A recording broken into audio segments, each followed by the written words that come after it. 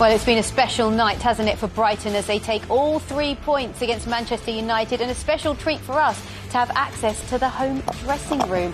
Well, there's the chat that's happening post-match with the players. I mean, Peter, it looks a little bit calm for me. I thought that they'd be celebrating a little bit more. I think they're well aware of the cameras are there, so we get a little bit of movement now. They're clapping and, it looks a little bit calm. Players are sat there, they know the cameras are, they're not going to do anything. But then the coaches, they think, well, let's make this a party. But let's see what happens next.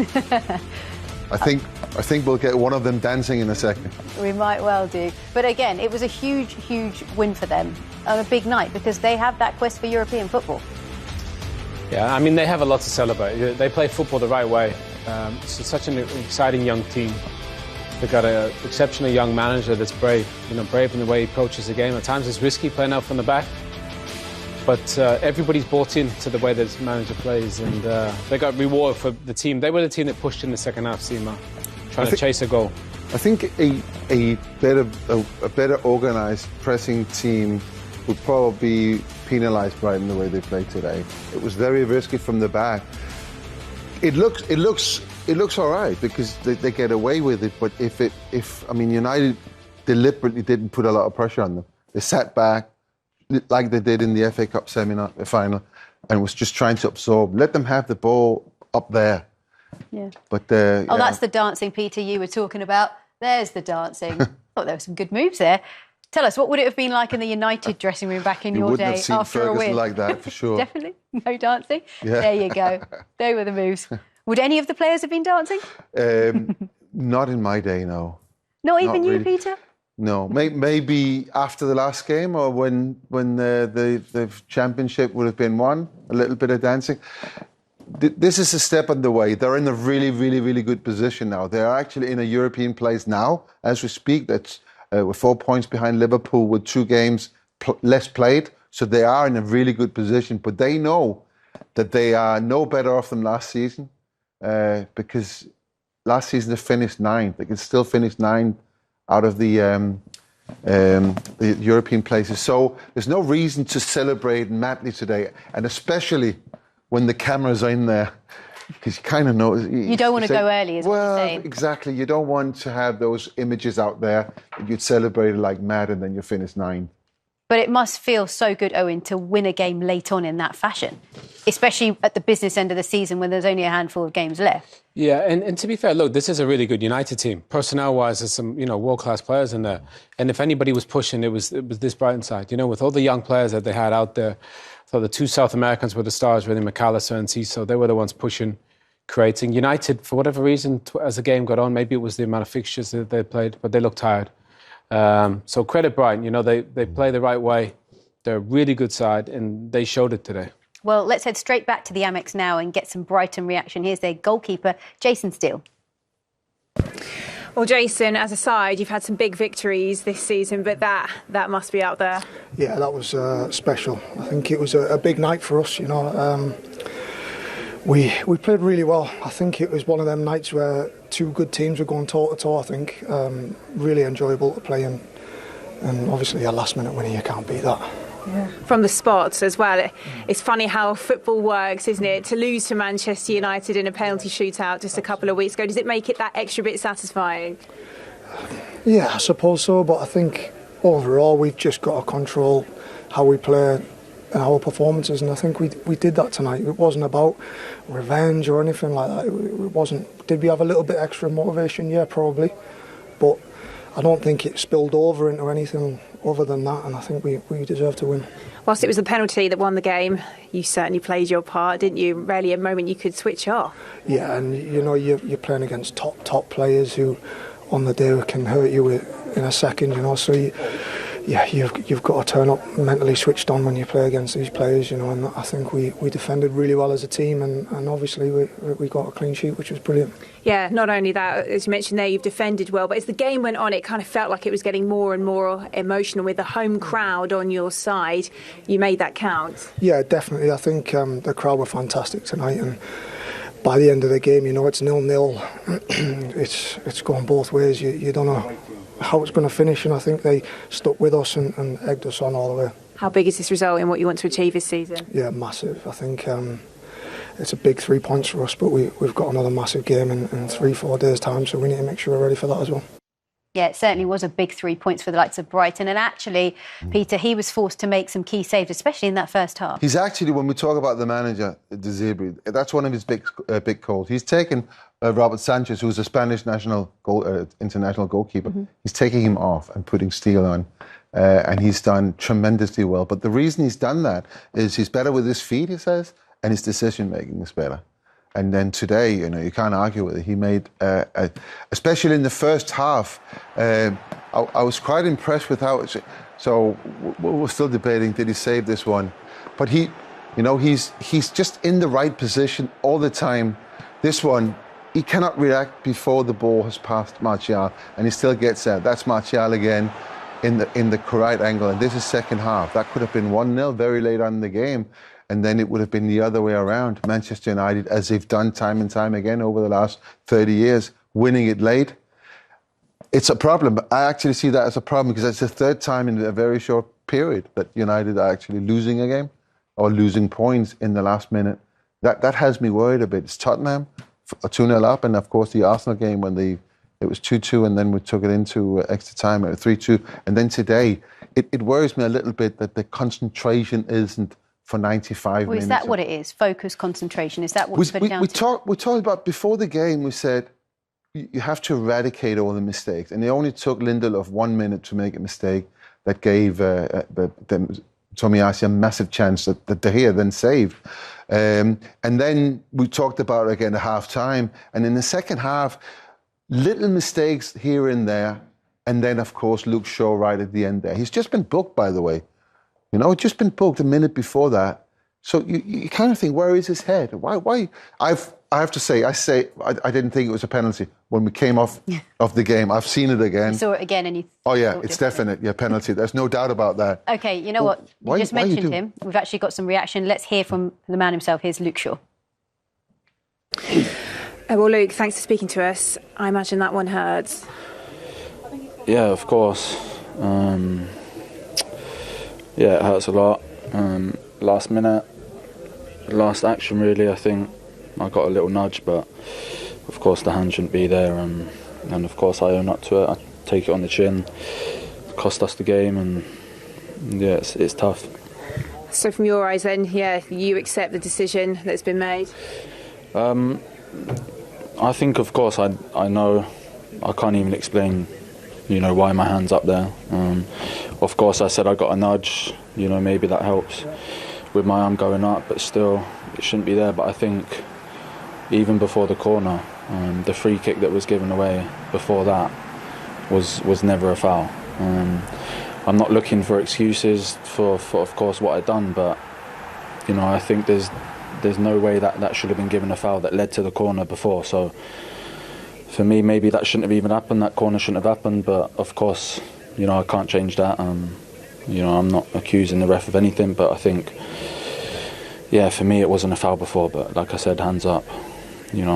Silly mistake that cost us a point at the end.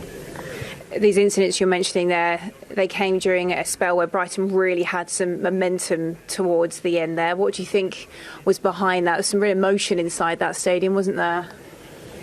Yeah, I know what's behind that. I know the problem. We know the problem. The problem is we don't score. I think in the first half we had 3 or 4 chances, big chances that we should be scoring, and I think that's happened a lot of times this season. But then again, look at the other side. It comes down to obviously my mistake at the end. But I think the chances that we have to be scoring these goals, and the game's completely different if we score early on with the chances that we do make. Why do you think that is? Why do you not think you're scoring these opportunities and this pattern's emerging? I don't know. Of course, maybe just not clinical enough. I don't really know what else to say to that. Obviously, I obviously said about that, but then obviously go down to the other end, and what I did is totally the opposite, and it's disappointing. That I lost us a point in the end. But I think if you look from the first half, we could have been 3-0 up. What does this result do for your ambitions around finishing in the top 4? I think it changes nothing. It's of course still in our hands. I think we have to kick ourselves from the position that we was in. We was obviously very comfortable, but now you could say there is a real chase. Teams around us are picking up points, but of course we still have one game in hand. So yeah, like I said, it's in our hands, and yeah, that's all I can say really. Okay, thanks for your time tonight. Thank you. Thank you. Well, that was the latest winning goal conceded in the Premier League by Manchester United ever. Ever. Whoa. But he was talking about the free kick. He didn't think it was. First of all, credit Luke Shaw coming out and doing the interview. It's obviously really difficult for him. This is the incident he's talking about. And Cisse, who was probably the best player on the pitch today, he just lifts it over Luke Shaw's head. I think he's going to get the ball on the other side in Cisse, in my opinion. He obstructs him. If he goes down soft, of course he is. He's South American. He's going to go down soft. But I think with the touch that he makes, he's going to get it on the other side. Luke just obstructs him a little bit. But those guys, Peter, they're always going to go down there. I mean, that's... Yeah, I don't know. I'm a little bit on the fence with that one. Yes, there's an arm there, but I mean, he's making a meal of it. And Marion and the referee, all game long, dismissed all of that. All the play acting, he was very good at that. True. And then right at the end of the game, he gives a free kick away. And not only that, he also books Luke Shaw there. And I don't know, that might have played in Luke Shaw's, on Luke Shaw's mind. He's trying to explain why the hand was up there. He couldn't even do that. And he might have gotten a little nudge. But it's a problem that Manchester United have, is not scoring any goals whatsoever on the many, many chances they have in a game like this. And then 2 or 3 mistakes, builds the insecurity at the back. We saw that in the last 15 minutes. It was play against 1 goal, up to 1 goal. De Gea had to make a few saves. And then Luke, he gets penalised, get booked, and then he does this the next minute. And at first, you didn't think it was actually a penalty, did you? But then, in all fairness, I have to say I didn't see these angles, and I've only just seen them very, very quickly. Mm-hmm. And I was a little bit suspicious because he was so quick by the screen. It was like he'd been told it is a penalty, but just for visuals, go and have a look yourself. But of course, when you see the angles, it's a very, very clear penalty. And I've got no complaints. I think overall, Brighton absolutely deserved it. So they wasn't an onslaught in the first half, but they survived a couple of really, really big chances. And once they did that, I thought they played brilliant and entertaining as well. Well, the penalty was scored and delivered beautifully by McAllister, and he is pitch side with Jules. Yeah, do you know what, Alexis, you were just watching back your penalty there. What a way to win the game. How are you feeling right now? Very, very happy. It was an amazing win. To win it in the last minute is something special for us and for the fans. So it was an unforgettable night for us. Alexis, obviously that's a huge victory for the football club. Takes us up to, I think, 6th place.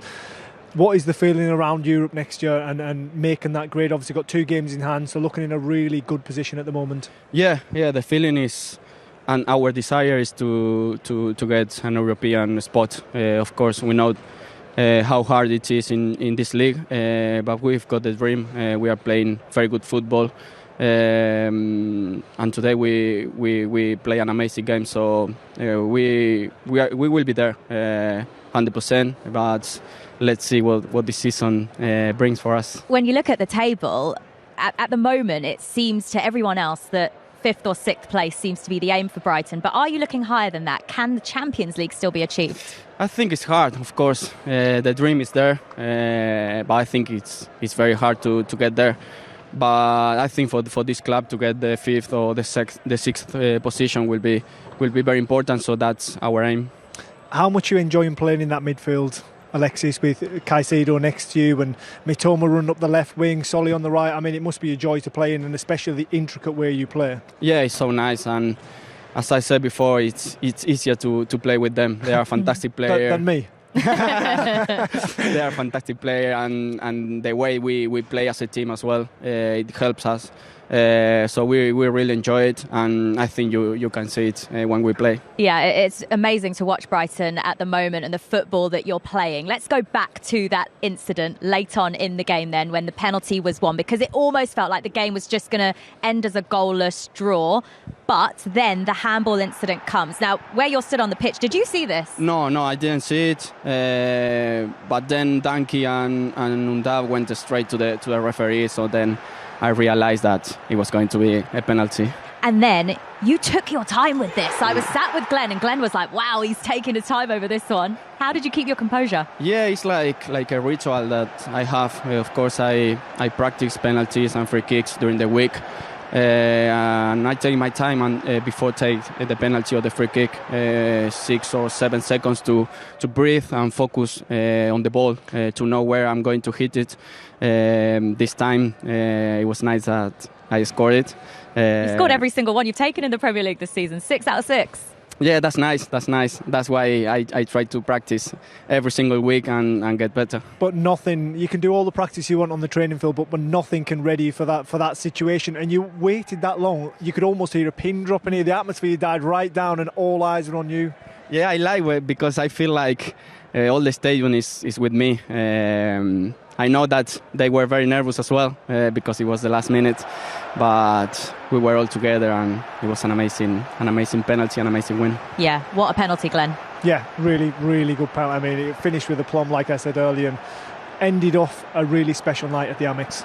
It did, and the celebrations at the final whistle were incredible. This place was absolutely bouncing. And then when you went back into the dressing room, you were leading these celebrations, Alexis. Tell us what happened in there.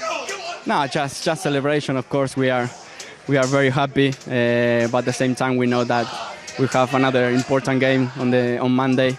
So now it's time to rest, of course, celebrate today and then do our best on Monday. And Monday will be a very different game with Everton fighting for their lives, won't it? Yeah, we know the way they want to play. We know the manager, and they are a very tough team. They are fighting for relegation, as you said. So it will be a very important game for both. So I'm sure it will be a very nice football game for our fans. Yeah, you've had a run of away games, haven't you? And now back-to-back home wins. As you say, another home game to come on Monday night against Everton. How much do you need the backing of the fans for this last run-in? We really need them. I think Roberto said it a couple of times in press conference. But we feel the support from them, and that's very important for us and for every football team. We feel that they are with us, and of course it helps us to play better and do our best. Alexis, thank you so much. We appreciate your time. A massive 3 points for Brighton tonight, Zima. Thank you very much indeed, Jules. Yes, it was a massive 3 points. And I'll tell you something, the manager will be delighted. Let's hear from him now. Here he is, Roberto De Zerbi.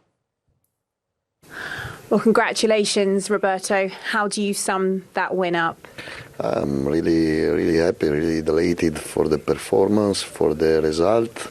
I think there is a god of football because we deserve to win in semi-final and we lost in penalty, and today we won fraud, one penalty for us. And both games, I think we played better than United. And the last result was unfair. Take us through the moment you had the penalty. We saw you couldn't look, you were covering your eyes. Yes, because it was a very tough moment and I preferred don't see. It was a game that was end to end. What do you feel your team did well this evening? We made a mistake with Mitoma in the first minute, second minute, I don't know. And then we played a fantastic game. We dominated the game against one incredible team, one great team. But I think my players deserve to win another time. What does this result say about the direction that Brighton are going in and their progress? At the moment, nothing. We have to play another 6 games, 6 very tough games. And Monday we will play the first game very tough against Everton, and we have to win, because if we don't win against Everton, we lose these 3 points. Well, a massive win for De Zerbi, and there you can see him celebrating in the dressing room. I mean, they've had a really good time as of late. They're coming off the back before this Manchester United victory of beating Wolves 6-0. De Zerbi described that performance as the best in his career. Now they've just beaten Manchester United. He's in a good place. He's in a good place. He's done a really, really good job. He's made them play attractive football in a way. So Brighton's played, even with Potter, played really attractive football, good. But he's changed them a little bit. He's put his own stamp on them. Yeah, and we're talking about it being very, very risky. So he's changed the goalkeeper because he wants to play like that, and he can play like that. So they are playing right from the goalkeeper. Even if he's inside of the goalpost, his little passes under pressure, putting players under pressure, getting it back, and once you get past the first 2 or 3 players, you have that massive area. And once they get into that, the way they turn the game, it's incredible. And of course, you've got 4 players in there. I've just put there McAllister, Caicedo, Mitoma, and Enciso. No way he's going to keep them, and no way they're going to stay at Brighton. They are top players, and the really, really big clubs. They will be looking at these guys and thinking, they can do something for our team. I mean, it's amazing what he's done, and he should enjoy it. But if they do achieve European football, which is a huge possibility, then maybe they will be able to retain those players, because they're in a good place and they're a great team to watch as well. Yeah, but Seema, I don't think it'd be a big issue if they lost any of them. You think about Cucurella leaving, you think about Basuma leaving, it doesn't matter. They've already got the other ones lined up. These guys are actually printing money and actually playing better. So the fact that Nick Caicedo's going to go, you can be sure of that. He almost went to Arsenal in the winter break. McAllister's going to go. At 24, a World Cup winner. He deserves to play in the Champions League. He probably won't play in the Champions League with his team.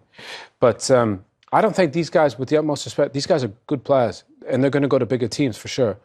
But they'll have the replacements already lined up. You look at Bonanotte, 18. Yeah, when you look at someone like Mitoma, I mean, he is such a rare player. The way he plays, how many teams has got a player like him in there? I mean, all the big clubs we're looking at him. I mean, he is special. They're not. I'd be very surprised, even achieving European football. Yeah. I'd be very, very surprised if they can hold on to him. Well, and let's not forget that if they are to achieve European football, Jules, this is something that Brighton haven't ever done in their history. This is a massive, massive few games coming up for them. Yeah, it really is. Such high praise there from the guys in the studio for some of the Brighton players. But I wish you could have seen Glenn Murray's face when Peter Schmeichel said they're all going to go. Glenn, do you agree? Yes, to a certain extent they will go eventually, and I think probably the 2 that they highlighted there, Caicedo and McAllister, are the most likely. But I look in the dressing room there and I think that they have got something special going on, and I do think that European football will pull on their heartstrings and they will want to be part of it. No doubt they will join a bigger football club at some point in their career, and that option will be open to them. And I think it'll probably open to them this summer. But it's up to them as well if they want to stay and give it one more year. And what do you make of what Owen pointed out there, that even if some of those star players do leave in the summer, are there replacements already lined up in this squad? There will be candidates, yeah. I mean, whether it's very unlikely they're going to get a group like they've got at the moment that are going to take to the Premier League like this group has. But they will also look at the people that have left, like Owen said, your Bisumas, your Cucurellas, and it hasn't quite gone to plan. It's not. I think that Brighton give the players the structure to look as good as what they do, and so does Roberto De Zerbi. He gives them that freedom to go forward. You see Cucurella go to Chelsea, he doesn't look like half the play, neither does Bissouma at Spurs, so that will be in the back of their minds as well. OK, well, rather than talking about the players potentially leaving, let's focus on the positives for now, because at the moment, as Alexis McAllister pointed out, Champions League football, it's still within reach. It's not mathematically impossible. What's your take on it? I think that would need an immaculate end to the season. I think they'd need to win every single one of their games, which is going to be very difficult. They've got to go to Newcastle, they've got City coming to the Amex. I mean, it would have to be an amazing end to the season. They have got the most games left, though. They have. But do you know what? I don't want to get carried away in the moment. Champions League football will be amazing, but Europa League football will be just as amazing for this football club. It would be historic for the football club, and I think it'll be a huge achievement if they do get it. Even if they were to get Europa Conference League football, for a team that have never, as Seema pointed out, played in Europe in the club's history. And today marks a very special day in the club's history as well, Glenn. It's 26 years ago that Brighton managed to stay in the Football League with that game against Hereford. So is it poignant in a way that they've got this victory over Manchester United tonight and are in very close touching distance of securing European football for the first time? Yeah, it is. I mean, like I've said on a number of occasions, you can just sense that something special is happening here. And I think that all boils down to the manager. I think his team represent him very well. They never give in. They constantly keep going right to the very end, as we've seen tonight. They're young, they're naive in a way, but in a way that you enjoy watching them. I think that obviously everyone's got their football teams, but everyone's a secret Brighton fan at the moment as well, and long may that continue, but that's down to the running of the club and like we say, having those players in mind who are going to replace the ones that they've got at the moment. And you've spent a long time in your career at this club. What would it mean to the fans, but also to the people that work within this club that you know very well, if they were to achieve it? Well, I mean, from the football club I joined, it is just incredible what they've built here, and that's all down to the chairman, Tony Bloom, and sort of his analytic approach, his vision, and being able to go out there and do it, not just talk about it, but go out and spend the money on the stadium, on the training ground, attract the players.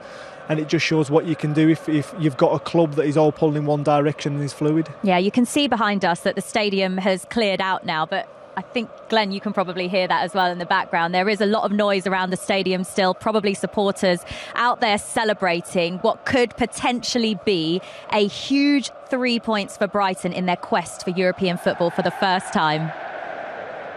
Indeed. Thank you very much, Jules and Glenn. And yes, a memorable night for Brighton and the fans and those players. It could be one that could define their season. Welcome back to Matchday Live, where we have had special access at the Amex today. These were the scenes prior to the match kicking off, and we got to see what every fan would dream of seeing, what the dressing room looked like before. And we also had a body cam on Moises Caicedo, and there you can see shots of him walking out, and you get to see the players really close up as they shake hands before the match.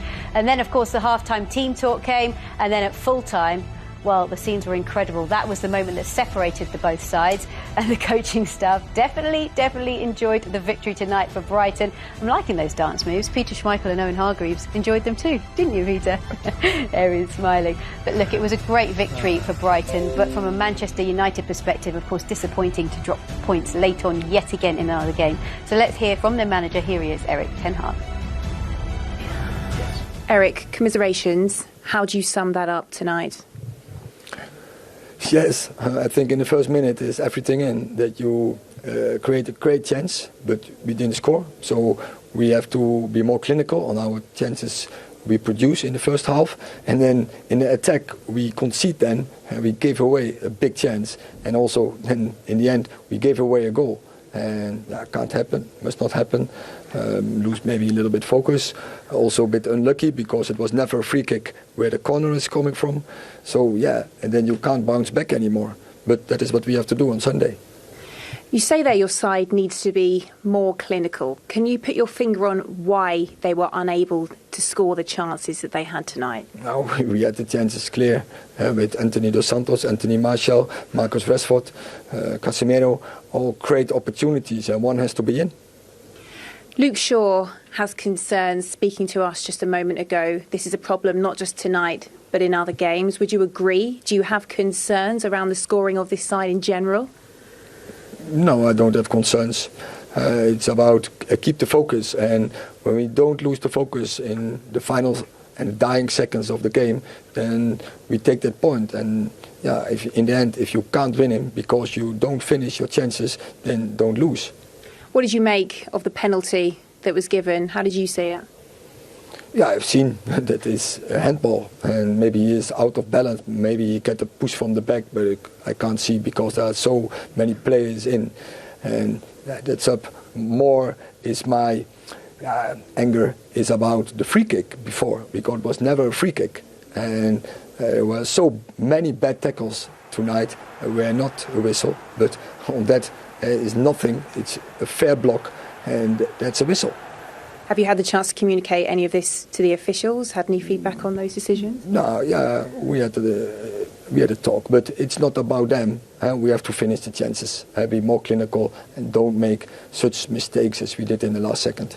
You talk about mistakes and the focus of your side. What do you make of the way they handled the emotions in that second half? It was boiling as it went along.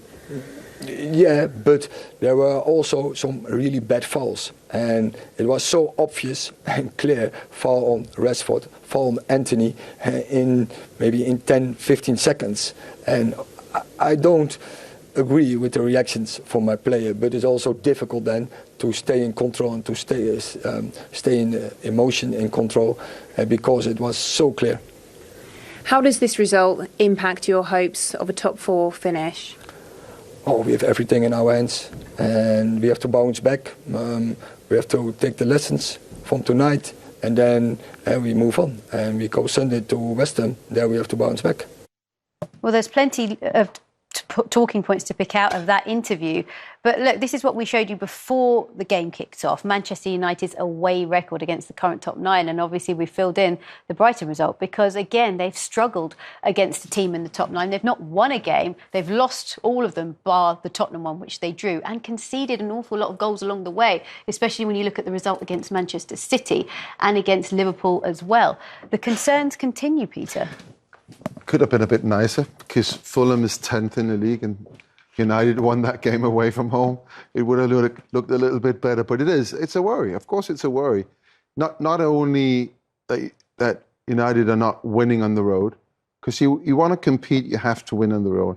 But you can just look at the number of goals conceded. It's a lot of goals. It's worrying. And you take into context that Man United are the third best defending team in the league. And they're still in top 4.